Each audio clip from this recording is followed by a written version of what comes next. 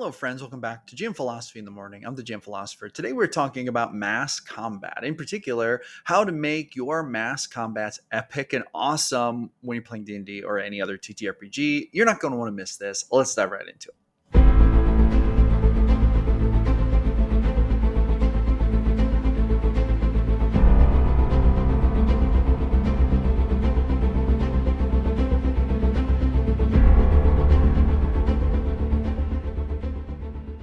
Thank you so much for coming back for another episode of GM Philosophy in the Morning. Here at GM Philosophy, we are all about empowering game masters to run better games, and that's what all of our content, everything we do is meant to help that mission. So if that sounds like the mission for you, smash that thumbs up button, hit that subscribe button because you have found the right place.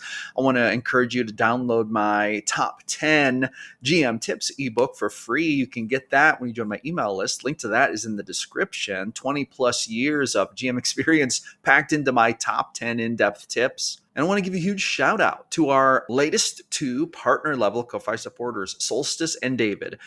Gentlemen, thank you so much for supporting the channel. Thank you so much for helping us to pursue the vision here at GM Philosophy of helping game masters run better games. And if you want to be awesome like us, run awesome games like us, you should join the Discord. Link to that is in the description as well. You can also find GM Philosophy calendar of events and our GM Philosophy journey webpage. Link to those are down in the description. Find out all of the awesome resources we have that might help you run better games and have a better time running TTRPGs for your group. With that being said, let's dive into this mass combat thing.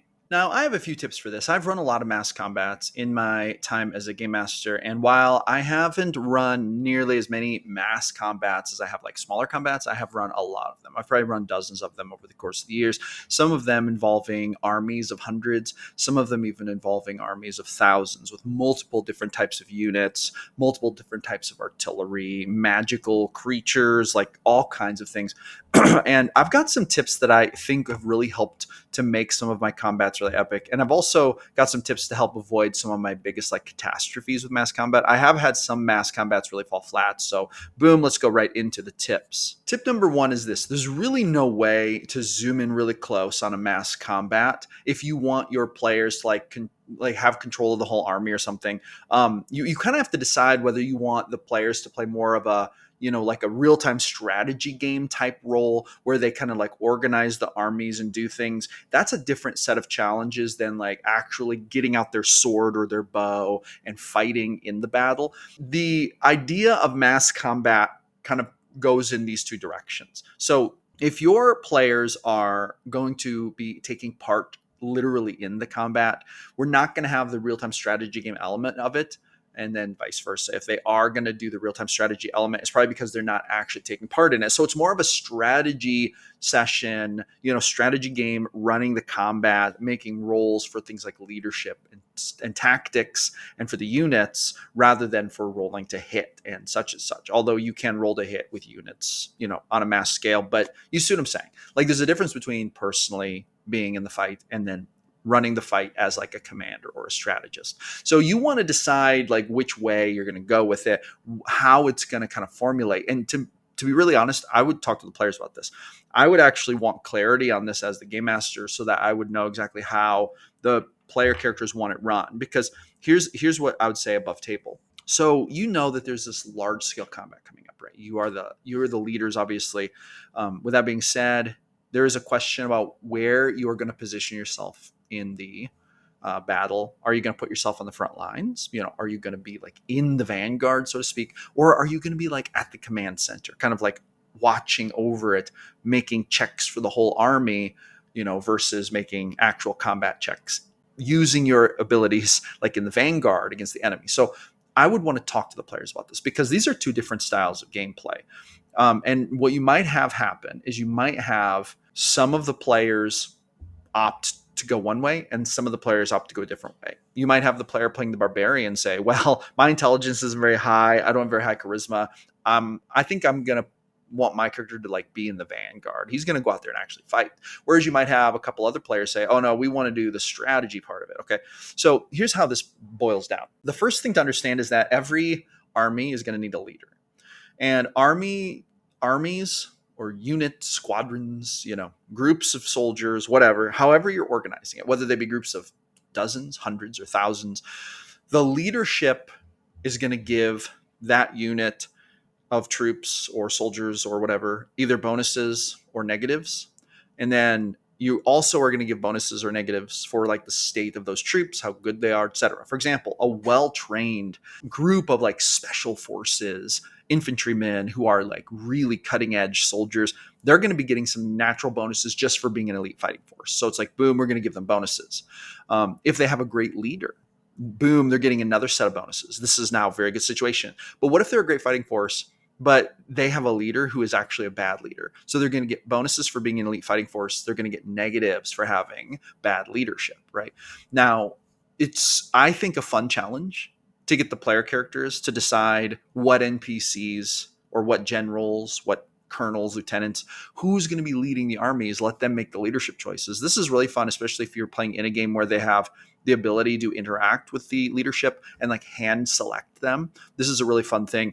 And then so you can start assigning bonuses to the fighting units based on this. So that's one direction, kind of pre-combat, I love to take it in. Like, give the player characters the power to decide who the leaders are going to be and then assign those bonuses as such. Another thing to keep in mind is that if player characters are going to be giving, like literally playing the role of being leadership for that unit of troops. So, there are going to be top leadership people who are going to be sending orders out to like the commanders, the lieutenants who are running the literal units of troops.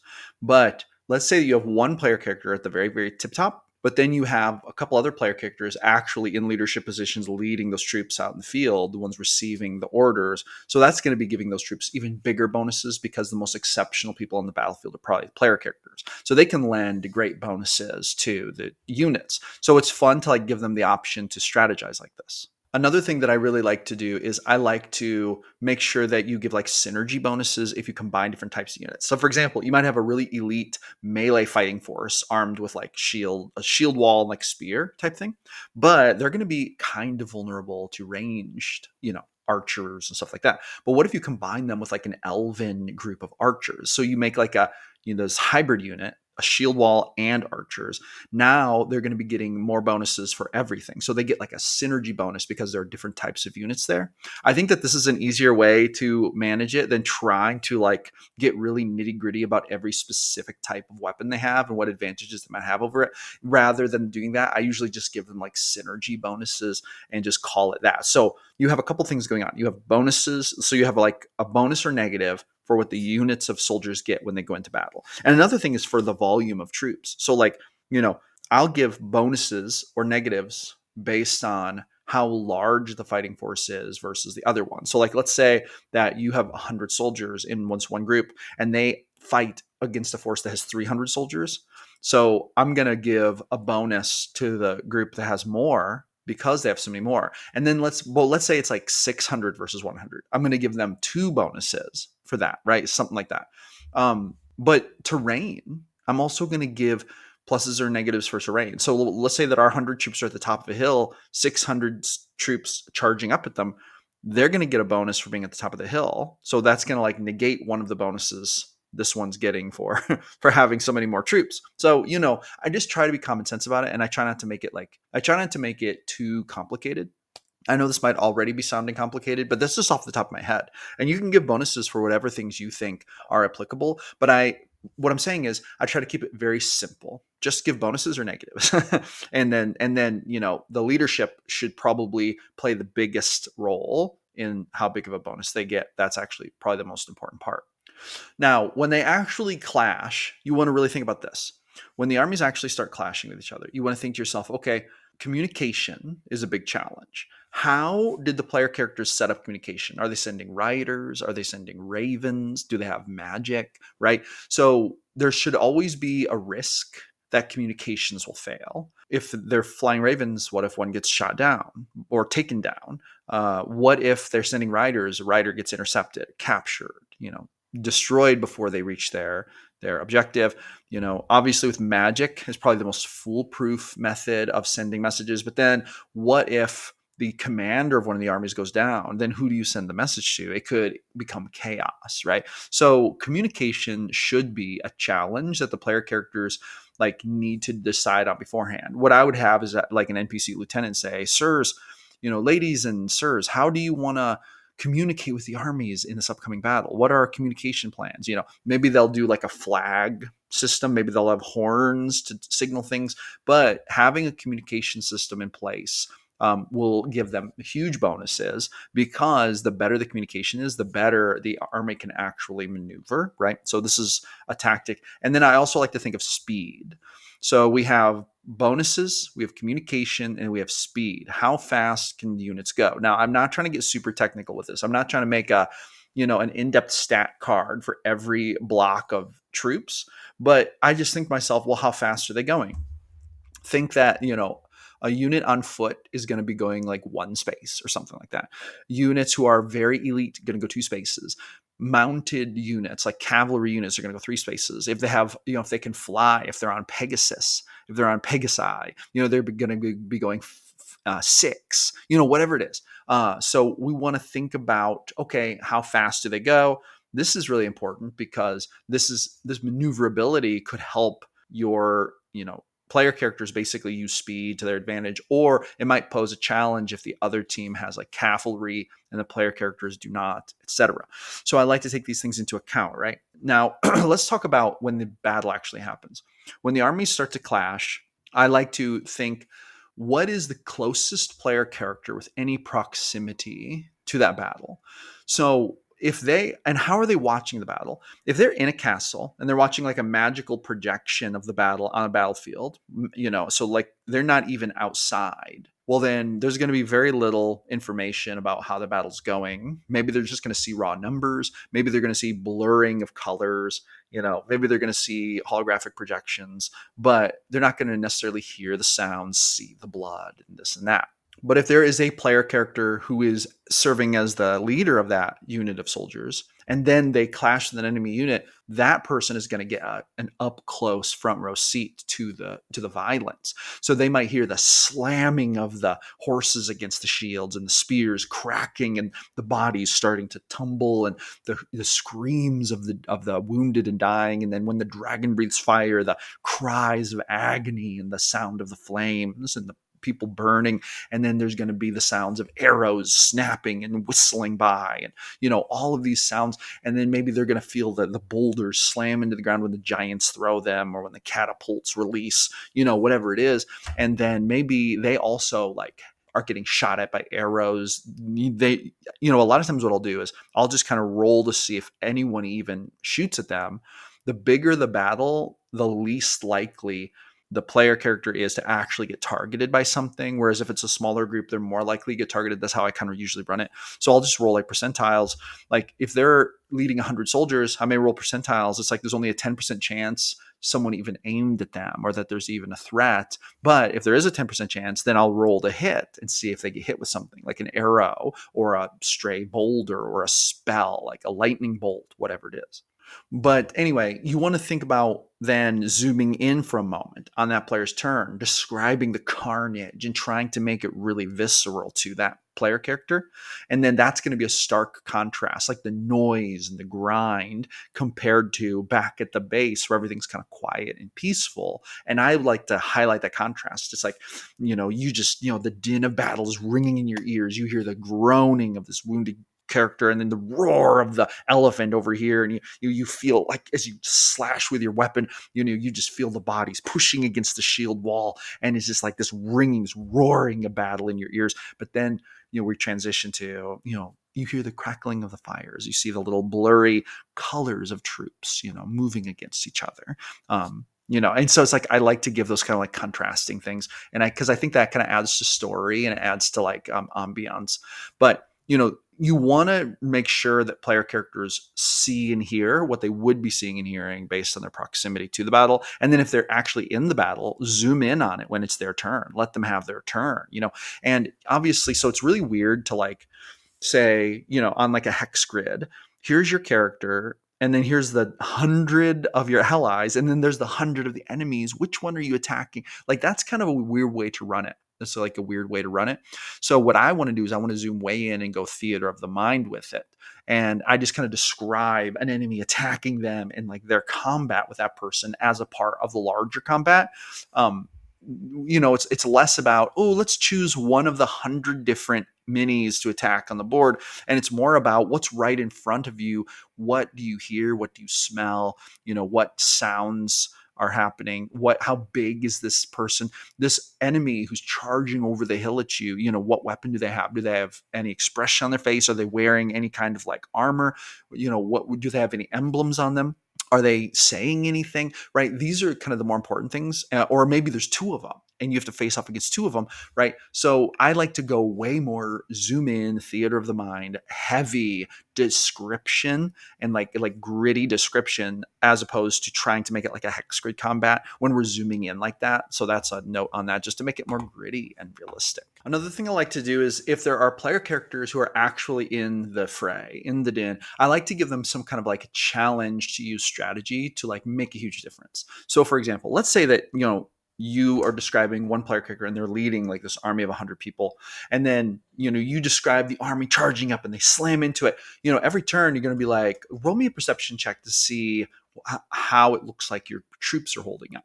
And then you'll make your combat rolls for the units. But like maybe you describe, on the left side, your line is holding pretty well. On the right side, though, the battle is fierce, and you're a little afraid that your right side may collapse a bit. What are you going to do?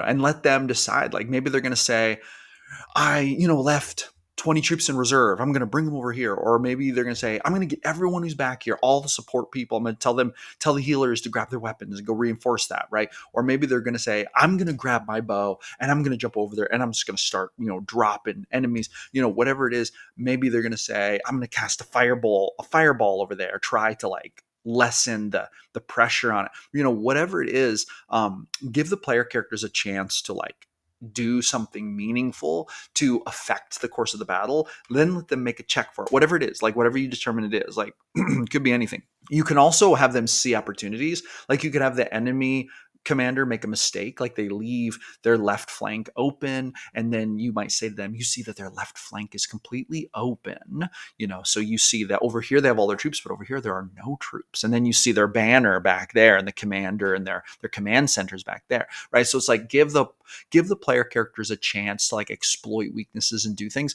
And then when they take those opportunities, have them just roll the obvious checks, but give them the ability to or the chance that their decisions could make really big differences for the bonuses you're giving their troops, really make a big difference as far as like their odds for victory. I think that this is really fun on an individual level. Another thing I like to do is, if there are player characters running a strategy type thing and they're not out in the field of battle, what I'll do is I will have something happen that actually threatens them. So maybe a group of assassins suddenly teleport in and attack them. And so they were in the middle of running the battle, but now they actually literally have to defend themselves. Maybe their bodyguards get cut down very quickly. And, it's like a fight, where they're defending themselves, just to bring a little bit in there. And maybe they can dispatch these assassins really quick. You don't have to make it a long slog, right?